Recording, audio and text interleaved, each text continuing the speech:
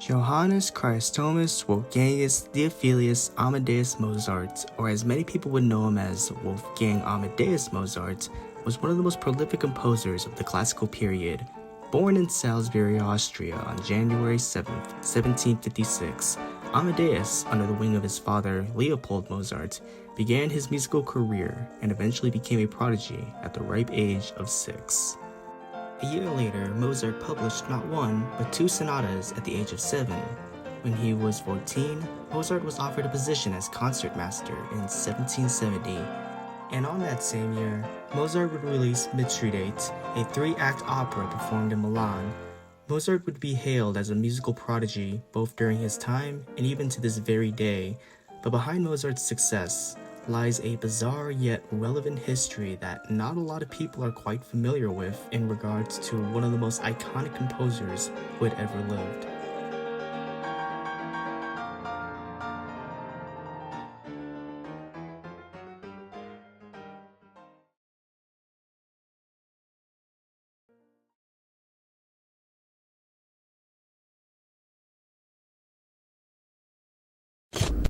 What was life like before you got really famous? It's really just kind of the same. Everybody, treated me the same. I'm just the same old Mac. Is that right? Is that right? Child stars are a dime a dozen. In modern media, many view child celebrities to be a practice worth criticizing, which is due to the amount of pressure and downfall from any child celebrity who wasted their childhoods to star in a future film, TV show, and musical genre. What transpires is a never-ending cycle of despair and other tragic events that would leave many childhood stars to grow up experiencing immense amounts of trauma. In the case of Mozart, he's a perfect example of this controversial trend, taking music under the wing of his father he spent most of his childhood with, becoming a skilled composer. At such a young age, becoming popular in your field can only lead to various outcomes, and one of the biggest factors that ultimately affect the artist in mind is their ego. What you say? As Mozart entered adulthood, his brother-in-law Joseph Lang had commented on Mozart's sudden, bizarre, and vulgar behavior. According to Lang, he stated that never was Mozart less recognizably a great man in his conversation and actions than when he was busied with an important work. At such time, he would not only spoke confusedly and disconnectedly, but occasionally made jest of a nature in which one did not expect him. Indeed, he would deliberately forget himself in his behavior. Historical investigators have debated over the years regarding Mozart's odd behavior, some saying he may have just possessed an optimistic personality that overshadowed his musical career, while others claim it was a potential sign of mental illness, which, if diagnosed by professionals in the field of psychology, would have diagnosed Mozart with either OCD, Tourette syndrome, or bipolar disorder. Whether it was a sign or not that Mozart was suffering from any form of disorder, there was enough historic records of Mozart's bizarre behavior. But one piece of information regarding Mozart's behavior can stem from his strange fascination with fecal matter.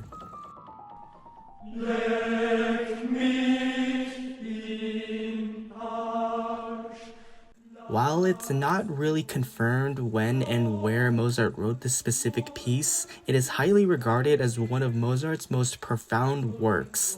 This is a canon known as Leg mich im Arsch, which when translated from German to English, it is called Leg Me in the Ass.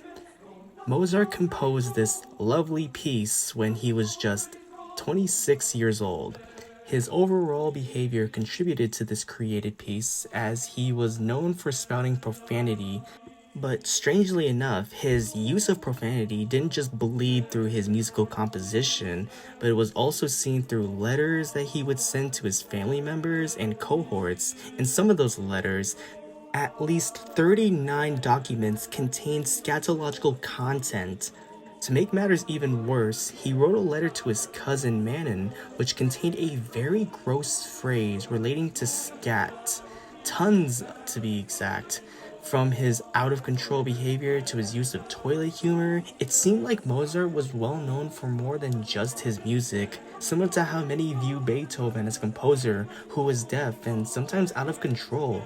Mozart can also be seen within the line of uniqueness, depending on how you define uniqueness. And again, it's not far-fetched in ways in which many view music artists today. There was more than just the music of the artist. There was the appearance, the ego, and the overall truth of who the artist is, both inside and outside of their musical talents. Wolfie?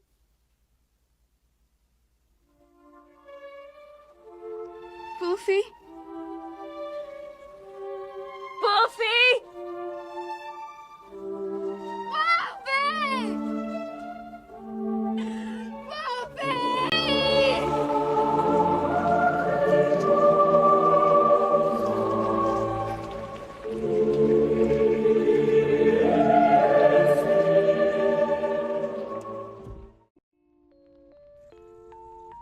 On December 15th, 1791, Wolfgang Amadeus Mozart was pronounced dead. His death was shrouded in various theories, and many speculate as what caused his death to begin with. It's very similar to the ways of how we view other celebrity deaths in the present day.